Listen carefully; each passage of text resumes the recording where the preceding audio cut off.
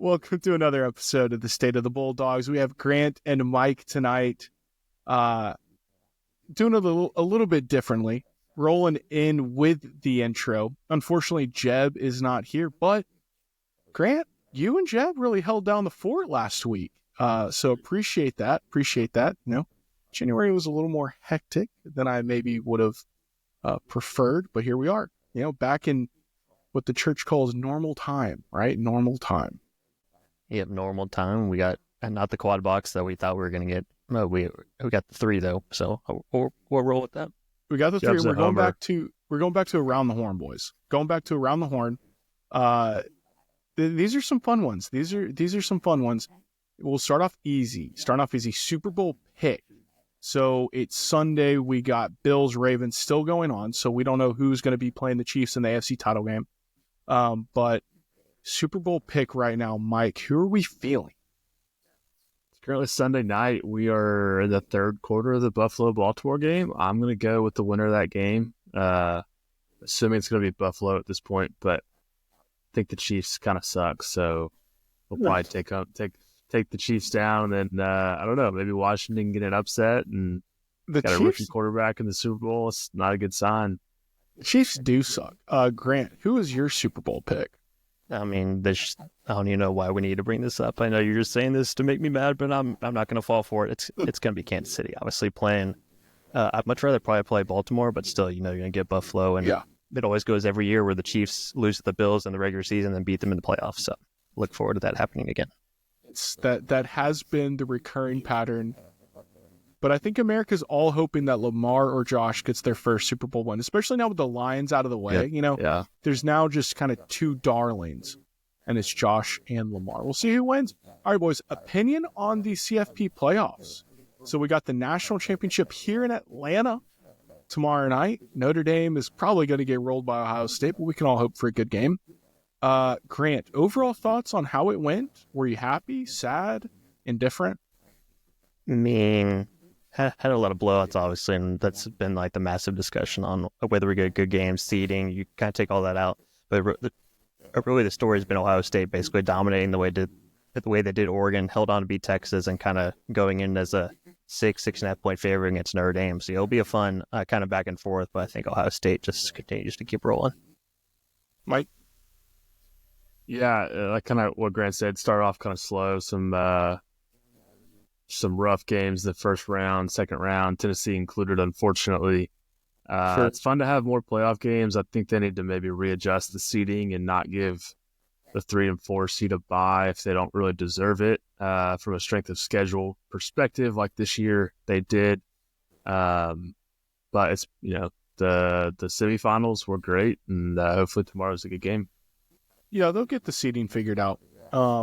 I think they just had to do that to appease the Pac-12 at the time to get the final votes across. But the seedings will figure itself out. The blowouts are not going to stop. Like, the college football is not designed for parity.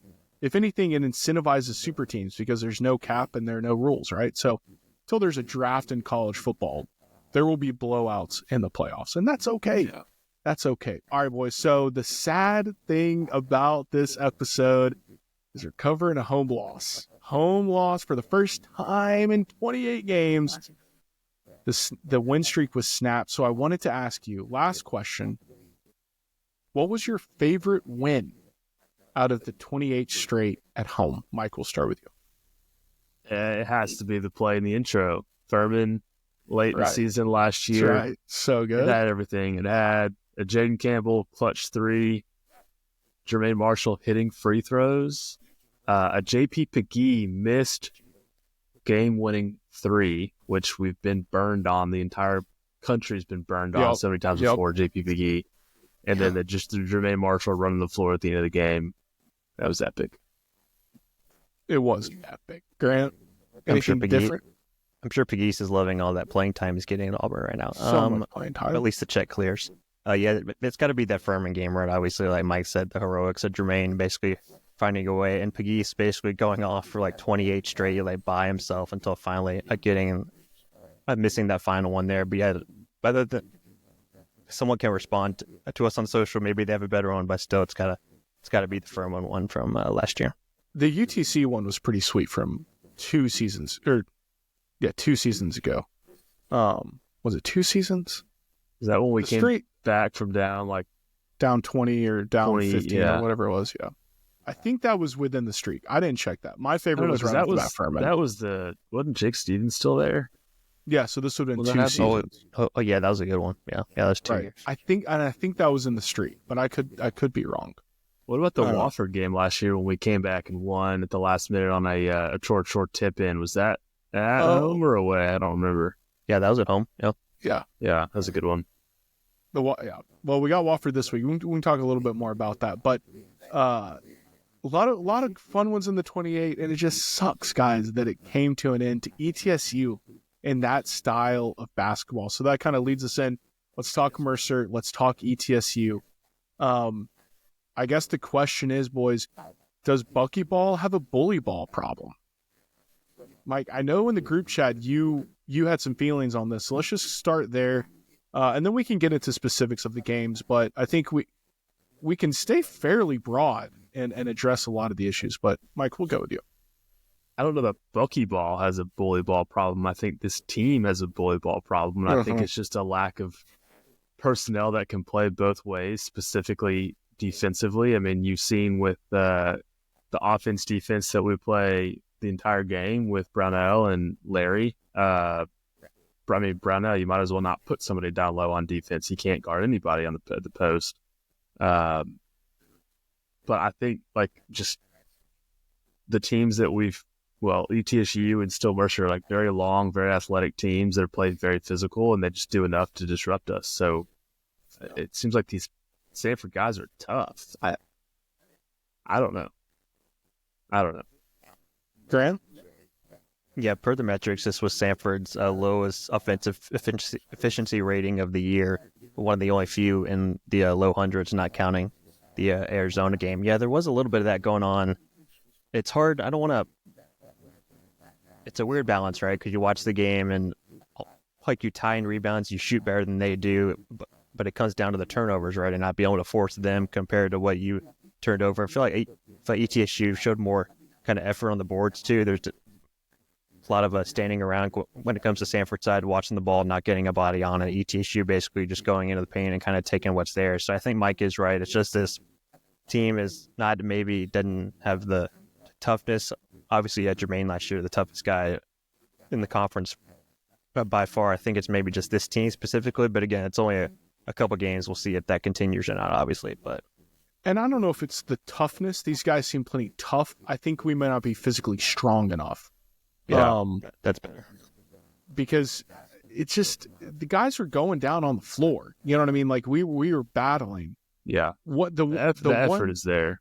Yeah, the effort is there. The one thing I am thinking is maybe some of it has to do with the fact that ETSU has a wonderful style of basketball for creating a close game every single time.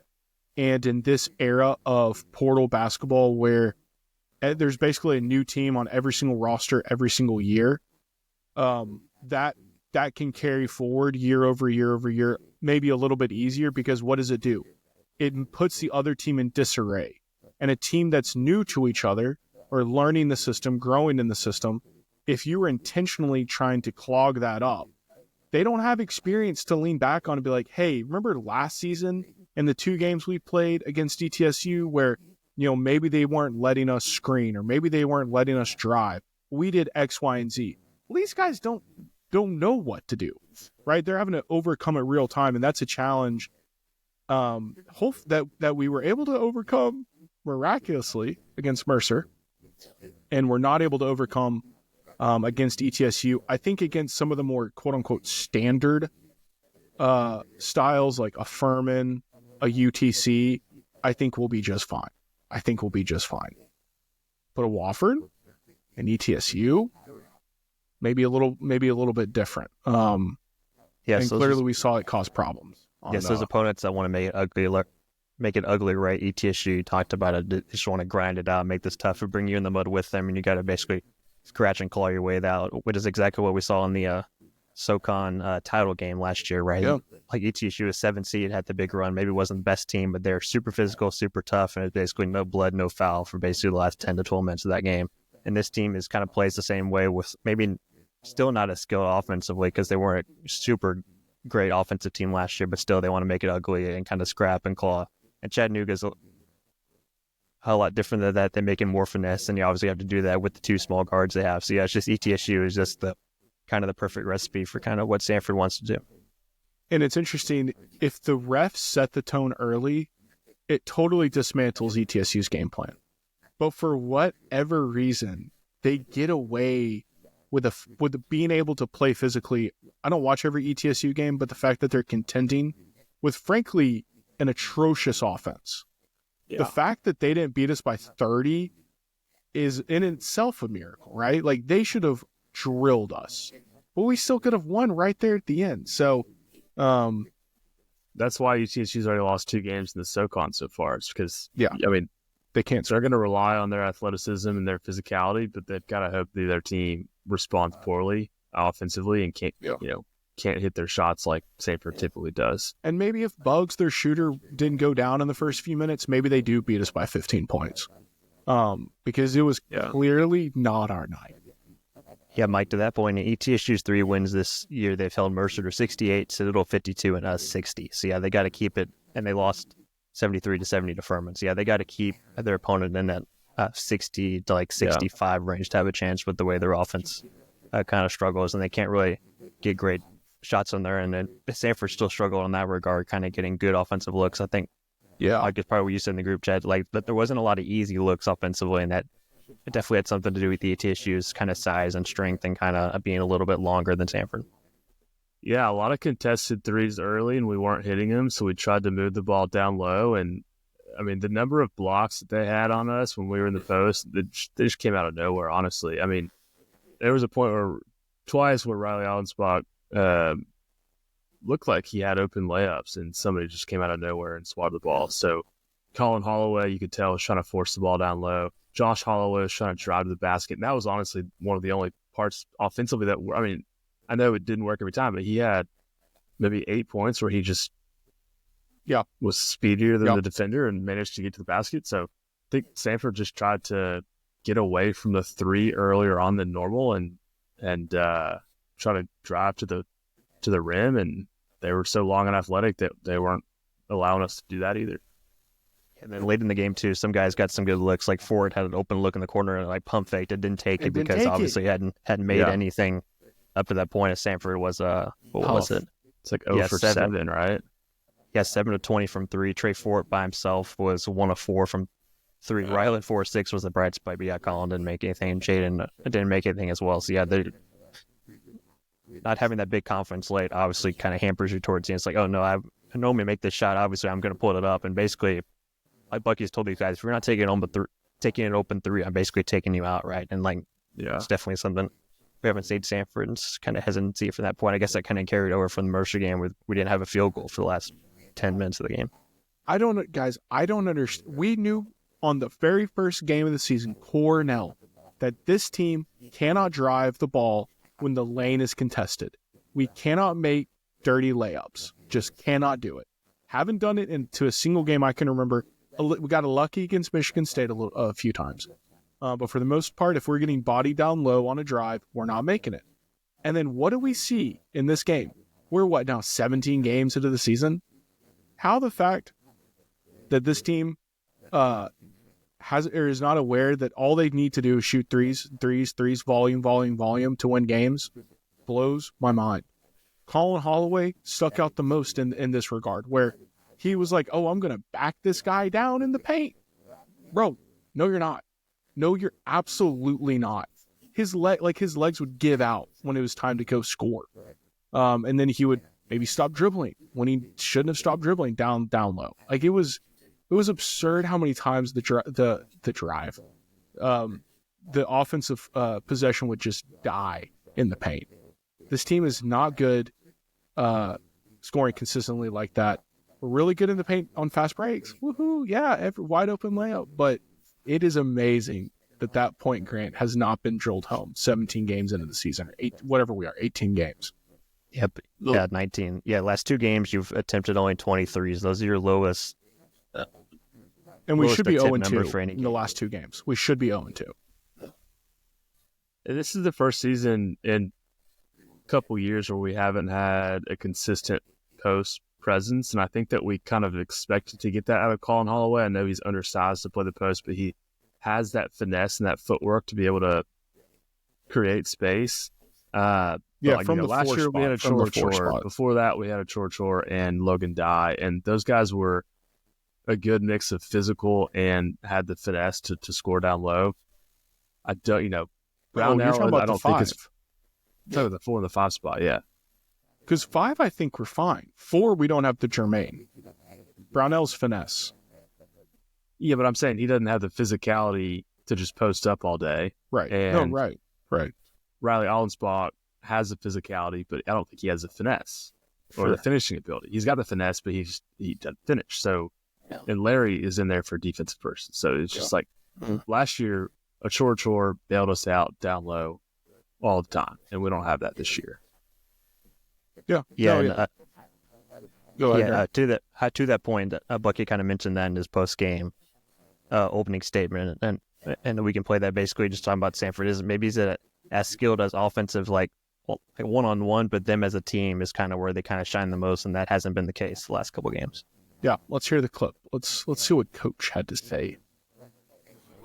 I mean, if you told me we'd hold a team to 35% from the field, I'd say that we're going to inevitably win the game on our home floor.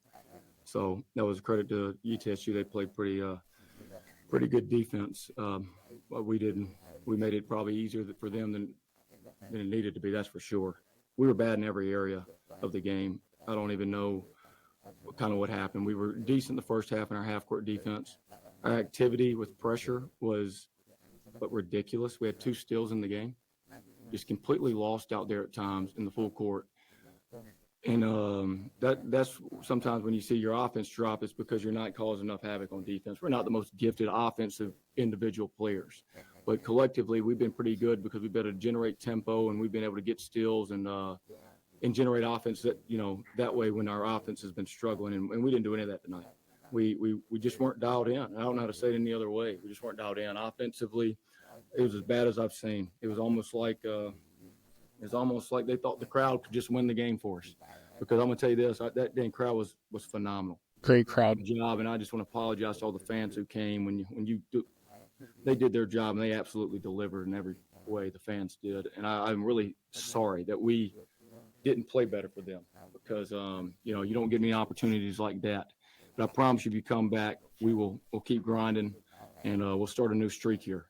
League's still in front of us. We're still in first place in the league, I believe. Yep. So we can still close the thing out. But, when you don't play well, I don't expect to win.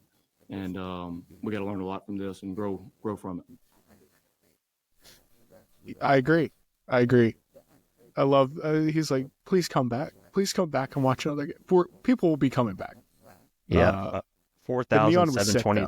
Yeah, 4,723, second largest crowd at Pete Hanna Center, just behind the Steph Curry game over my shoulder there. But it didn't look like there were more people there than that Furman game we all went to.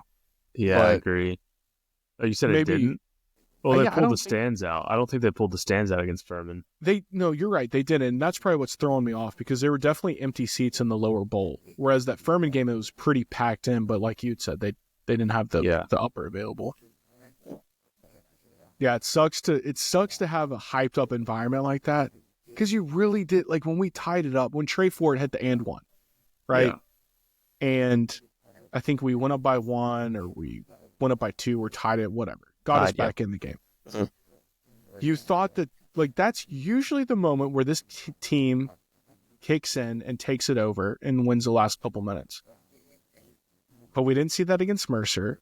And then with the juiced up crowd, we didn't see it against ETSU. So Jeb made a good comment in our group chat. He said, not as dominant as he either said as we need to be, obviously not as dominant as we want to be. And we knew that we kind of had a feeling of that through the non-con. UNCG kind of led us astray a little bit, showing that we could be dominant. But I think these two games have brought us way back down to earth because Mercer is okay, right? Like they're middle of the pack conference wise. ETSU with Seymour is dangerous, but still a terrible offense. Should not be losing to them. Is it Should have lost really to Mercer. our We haven't conference talked to win? about that, but Go ahead, Mike. I was going to say we should have lost to Mercer. We haven't talked about that, but we got Yeah, we should have lost. We should have lost. Very similar vibes.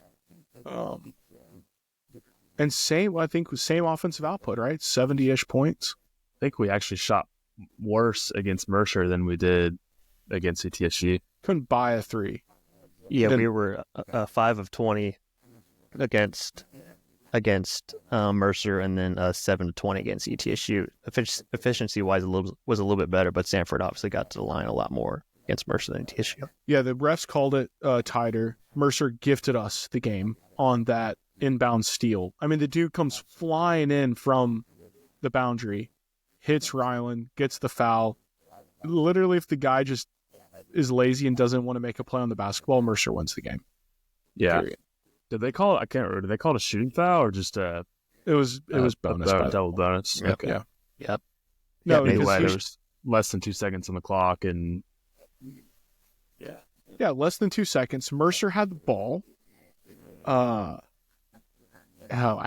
cannot. But I forgot who I was talking to. Might have been talking to Jeb. No, I was talking to you, Grant. I was sitting there with 1 point whatever seconds. I was like, I don't know how we're about to win this game, but we're about to win this game. And then boom. Oh, what a great end. But I will say that Trey ugly. Ford had an insane chase down block that was all ball. Anybody that says that the refs are on our side, it was all ball. Go back and watch it. That's yeah, just what we're known for. What's up with that narrative that the refs are on Samford's side? Yeah. I think that's just anybody in first place or anybody like. I think the refs are equally below average across the SoCon. Yeah, you know, there were they're some just pretty like- rough calls against Samford against ETSU. Or Yeah, in the And, ETSU well, game. shockingly, they didn't call the two-handed block, which was awesome, a foul. That always gets called. But it wasn't, and they didn't call it. But it looked ugly. There was one in this foul, probably nobody remembers, but it was full court press. Lucas Walls got called for a foul, and that put him up to 3 fouls in the game, and he got pulled, and he was having a great game up to that point defensively. And him getting pulled, I feel like, had a bigger impact than maybe people realize. I agree, Mike, because you know what happened with 2 minutes to go is they put Lucas back in for Holloway. Yeah. Like it was Lucas's kind of game, and that did And you have could an tell, outsized impact. he was in the zone in that game. Stupid foul. He didn't even touch the guy. Yeah. This is a game where you have to flush it because it was so bad offensively. It was so bad. Let's just hope the boys start shooting the 3 because we can do that, and we need to do that. And against UTC and Wofford, we're going to have to do that. But first, let's recap. Let's do a little state of the SoCon. Let's recap what happened in these last set of games, and then the standings going into this week, because it really is. I said before we recorded, it's not make or. I said it was make or break. It's not really make or break. Be nice. But it's a very telling week with 2 solid opponents on the schedule. So this past week, VMI beat Western Carolina. UNCG topped Citadel. UTC beat Wofford in overtime. Okay, in overtime. So 2 fairly equal opponents. Furman beat ETSU by 3. VMI beat the Citadel. UNCG rolled Western Carolina. UTC beat Furman, and then Wofford destroyed Mercer. So, the standings going into Wednesday. Samford is 5-1. Our Ken Palm is 106. UNCG is right there as well, 5-1. Technically, we're leading because we have the win, but we're essentially tied. Their Ken Palm is 114. UTC, ETSU, and Wofford are all tied at third with 4 and 2. UTC's Ken Palm 154. ETSU's 131. And that was one thing we mentioned, the step up in competition going into UNCG, and then maintaining that level this week with ETSU, and then UTC 154, Wofford at 112. So Wofford will be the hardest team we've played thus far in conference, according to Ken Palm, at 112. I hate that the computer thinks they're good. Furman's 3-3. They're 144 to the Ken Palm, so they're taking a nice drop as the results come in. Mercer's 2-4, 238 Ken Palm. VMI 2-4, 319 Ken Palm. Western 1-5, 342 Ken Palm, and then Citadel bringing up their rear, 352 Ken Palm, 0-6. Tough to be a Citadel Bulldog. But it's interesting, boys. So we beat UNCG, right? 114. Lost ETSU 131. Squeaked by 238 Mercer. And now we have a 112 Wofford at home, fortunately, but on the road to UTC. Based on just the last 3-game sample we have, I'm expecting a loss at Chat and a win against Wofford. But let's get into it a little bit. So it's on the road to UTC. That's the game on Wednesday. They had close losses to UNCG and Mercer, but coming off a road win at Furman and shocker, some of their key players, Trey Bonham, Hunter Huff, two guys we know well. But then a kid named Bash Wieland, who I think he's a transfer. And then Jake Costell is a sharpshooter, and then Frank Champion. In conference play has kind of been their go-to big man, both in terms of minutes and production. And then their other big man, Colin Mulholland, who is a redshirt freshman, are kind of the names to watch there. But two very familiar ones in Trey and Honor. I don't know why I want to say Honor. Like it's a name, right? But it's just the word honor. Their honor, yeah. So UTC on the road. We were kind of saying it from the beginning that they have the talent to win the conference. We shall see. We shall see. What are your thoughts on the mock, Grant? I mean, like you said, Huff and Bonham kind of carry the crew. They kind of had massive games last time out against Furman. Basically, a big reason why they cut down. I want to say they're down at least 15 to Wofford and Furman, and then scratched and clawed and shot their way back.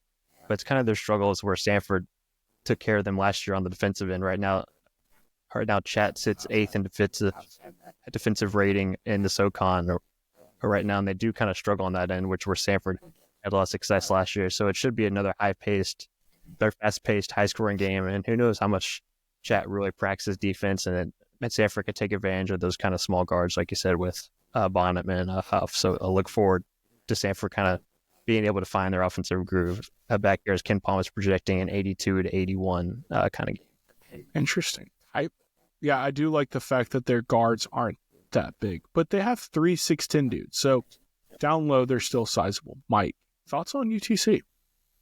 Yeah, it's a team that's always intriguing because ever since Dan Earl got there, we thought UTC was going to be kind of a powerhouse in the SoCon, and they've kind of been underwhelming. I mean, they had the Jake Stevens years. 1 year where Jake Stevens was hurt most of the year, but VMI was good with Jake Stevens. So yeah, exactly. Tough not to be good with Jake Stevens. But they've kind of been underwhelming, especially considering the tandem of Bonham and Huff. This year had a slow start. I think they had some injuries, but they've really seemed to be putting it together. I mean, they've got 4 guys that are scoring double digits every game.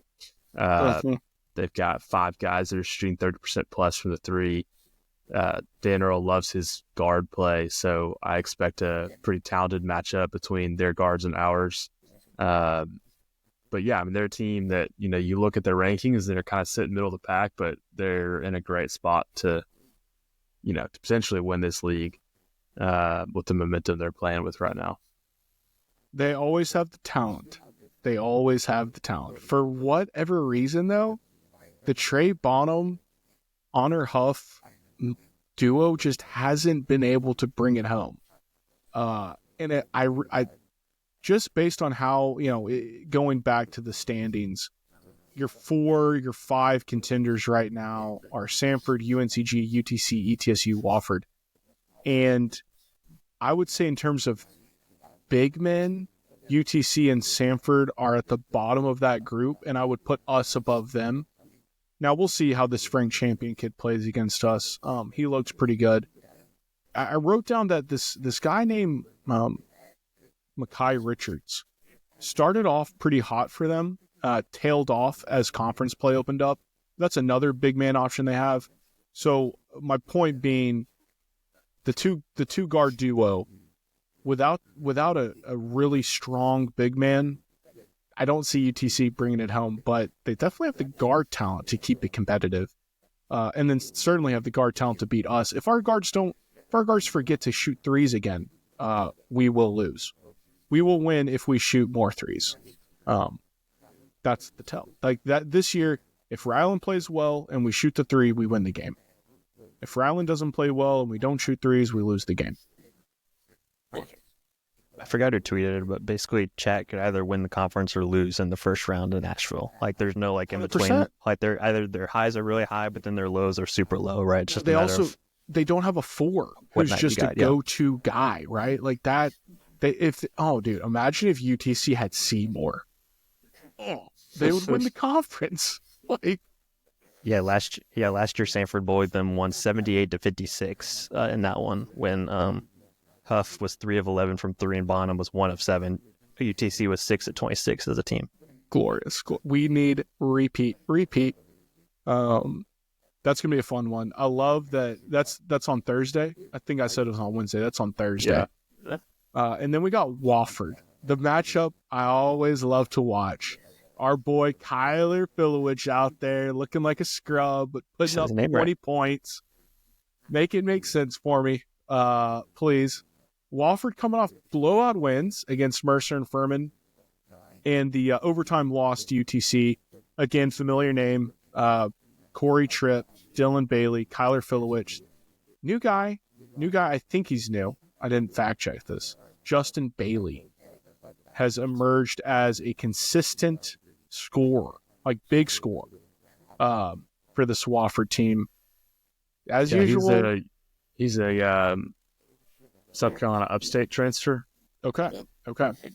They started off the season real slow. We thought Wofford was going to be a cakewalk come conference play, but they've woken up. There's talent on this team, and they're showing it. I don't see us going 2-0 this week. I see us going 1-1. If we beat UTC, we're going to be feeling too cocky, and we might drop it to Wofford. If we lose to UTC, we're going to be pissed off. We can't lose 3 in a row, and we'll beat Wofford. That's just kind of how my gut is telling me right now. The scenario where we win both is the scores outside of Filowich don't score because he's their facilitator. He leads the team in assists, guys. How wild is that? Isn't that just crazy? Draws so much attention down low and kicks it out. It does it like it's literally that's what he does. He draws the double team, kicks it out. And I guess that's how this Justin Bailey kid and Dylan Bailey. I hope I have that right. I just realized it's 2 Baileys. Yeah, there's 2 Baileys. Okay. Unrelated to each other. There's no editor on these notes, so you get what you get and jump off that. If you're looking for an 2 hallways, hit us up. Yeah. What was that, Sam? He's averaging 3.4 assists per game, so he's no Ryland Jones out there. No, he's not. I was saying we have 2 Holloways, so 2 wow, that's super Southern accent almost came out there. 2 Baileys for Wofford where I have that going. But one thing to watch with Filowich, last year he shot 30% from behind the free throw line. He's shooting 37% this year, 21 of 56. But he's done something weird, which means Bucky can employ the hack-a-wish late in the game if Samford's not getting stops. But That's so bad. But he does this thing where he's given up on shooting free throws regularly. So if you watch him, he'll just try to bank in every free throw.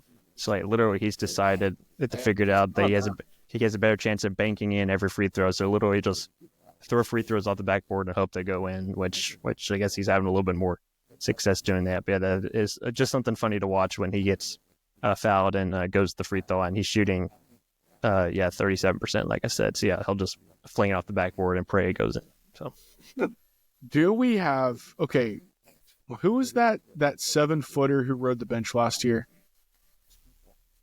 For us, For us. Zach Loveday. Love Love Day. that. Yeah. Do we have a Love Day this year? No. Because we literally just need somebody to guard Filowich and just foul every time. And he will foul out, but just foul every time. That's literally buy us 5-6 possessions, right? Because he won't get called every time, but he'll get called most. Buy us 6 possessions, and we'll win the game. That's the key to. I hope Bucky's listening. He needs to write that down. You want to buy 6 possessions and what's going to be a really tight game? Send some guy out on the court, guard Filowich, foul him every single time he tries to shoot the ball. Whichever 3 bigs have the less fouls, you just pick that one guy and he goes out there and basically plays defense. If you get beat, just hack him and force him to get hack him. Go. Literally, don't let him get a clean look off, because a 37% free throw shooter is terrible. It's terrible. What if that's how we win? Filowich is on the line, down 1 with 2 shots, and he just bricks both. He was 0 of 5 from the free throw line against Mercer, 2 of 4 against Chat, 1 against Furman, but ETSU on Jan 4th, he was 2 of 9 from the free throw line. See, wait. Who was that last one? ETSU, 2 of 9 from the line. ETSU actually employed a decent strategy. They got him to the line as much as possible because he ETSU scores won by 15 3, points a game. You know? Yeah. I love it. Yeah. Foul Filowich. Put it on a shirt. Yeah, something to look out for. Obviously, rebounding. Samford has not been great at that this year. Wait, Mike, what is a rebound? Exactly. No clue. Couldn't tell you. We're about to find out from Kyle Filowich. Is it when you're calling Holloway and the ball comes directly down onto you and you watch it go through your hands and it bounces off your leg? Don't rag on a guy for effort. Come on, man. It's just a bad bounce. Where was the effort? A bad bounce off his body because he whiffed the catch. Somehow bounced off his leg, like his because outside. It went through his arms. Shit. No, it went through his arms. He dropped it because he got too many minutes. He was sweating too hard. Oh, Hey, is that what it is? Sam, you're wondering what a rebound is? Torian Prince, 4 years ago, explain what a rebound was for us. Oh, Baylor. They have more rebounds. You said, You said how do they have more rebounds? You said he got out rebounded. I was surprised. You did 36-32. How does Yale out rebound Baylor?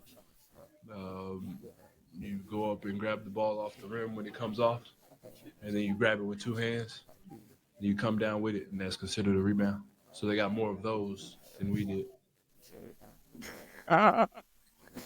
Question, was that the national championship Baylor team? No, that was the one that lost the year before. They played Yale, and Yale's first time they won a tournament game was that one. But yeah, Interesting. he'd go up and grab the ball, and they got more of those than we did. Well, tell that to Samford because every team gets more of those than we It do. is, guys. It is unbelievable how even when we box out, they just go over us because they don't call over the back anymore. That's not a foul. Hasn't been one for 5-10 years. Not a foul. So It's actually a great point. I have not seen many over the back calls. we get it called on us because our guys actually really do foul when we're going over the back. Because they're out of we position. can't jump and as it's the only high. thing they can do. Yeah, we can't jump as high. Yeah, 3 seconds and over the back are like 2 fouls, 2 violations no one calls anymore. I forgot Yeah. about 3 seconds. Yeah. Exactly. I think they stopped calling that even like in middle school. And charges because charges don't exist anymore. Charges are tough to come by this year. Yeah. But they changed the rule like last year and ever since then. They need to make defense easier. Whatever. Yeah, rebound, please. Shoot the 3, please. Those are the keys to victory in every game we play. Yeah, Filowich is averaging close to 11 rebounds a game. Wofford leads the league at almost 40 rebounds He's going to a get his game. rebounds. That dude is. He's going to get his. He's not even going to jump. He's not even going to jump, and the ball comes right to him, and it's going to irritate all of us to no end. So we just need to be He's mentally like a poor prepared. man Zach Edey. Dude, yes. What's his Yeah. rebounding rate? Huh? Yes, that's exactly it. Yeah, he's top 40 in the country in defensive rebounding rate, first and That's SoCon opposite absurd. right now. It's sickening. It's sickening. Whatever. Can't get too fired up. That game is until we have the UTC result. So depending on how that one goes, will dictate my expectations going into the Wofford game. you feel like we always play well against UTC? Is my memory wrong there? No, we match up well. Shouldn't have When said they don't that have probably, Jake Stevens, we roll. Yeah, thanks for doing that. yeah. But that Here, I goes can look back up to that. the style. Like, our styles match up well against teams like that. It'll be Any- great, just great guard play competition. Just they've got great guards, we've got great guards for the most part. We don't have I don't think our guards are as good as, in terms of just pure athleticism, as last year. No. I think Campbell and Stade McCray were just different levels. Yeah, not counting the COVID year, Samford 1-1, 2-1, 5. They've won 5 of the last 7 against Chattanooga. Interesting, even in our dog water years. One of the losses was SoCon tournament 2 years ago, right? Jake Stevens came Yes, back. against And Jake Stevens, who came back for that one game. Yeah, Cheers. 85-82. Yeah, Stevens at 21. All right. Any other thoughts before Mike brings us home on State of the Bulldogs? Carry on. Let's see if we get 1-on-1. I've talked about this before, but basically we knew that this stretch was kind of the stretch. We didn't count the Mercer one and that, we got that win, but we knew this stretch was going to be the one that was going to not make or break, but it's the one to watch when you got Chad and Wofford this week. And then the next week you go at Furman. Yep. And then that counted ETSU in that one too, before you do that again in a few weeks. That same stretch of 4 just flips. Yeah, this was the stretch where we thought this is where Samford kind of defines who they could be once we get to late Feb or the March. Figuring out whether or not we have a legit shot at the 1 seed, because that's all we're playing for is the 1 seed. We'll see. I think we're gonna be all right. I think the boys will figure it out, but maybe they won't. Mike, bring us home, baby. State of the Dogs. Got to kick it off with women's basketball, who is unfortunately winless in the SoCon so far. Not good. So It's Musha. just lost to the entire state of Tennessee and Chattanooga and ETSU in the last 2 games. But it's okay, because we've got a Furman team coming up that's only 1-2 in conference play. So we have hope. There's our opportunity. And then who knows, maybe an upset win against Wofford, who's currently undefeated at 3-0 in the conference. So slow start to conference play for women's basketball. Yeah. Burn the ship. But tennis season's also kicked off. We got the Aussie Open going We know on you're this excited, week. Mike. It's unfortunate because the Australian Open doesn't start till so late that I just can't watch the matches. God. But for Samford tennis, the men's team opened up the season with 2 losses. A loss to number 11th ranked in the country, Mississippi State, lost 0-7, and then lost 1-6 versus Troy.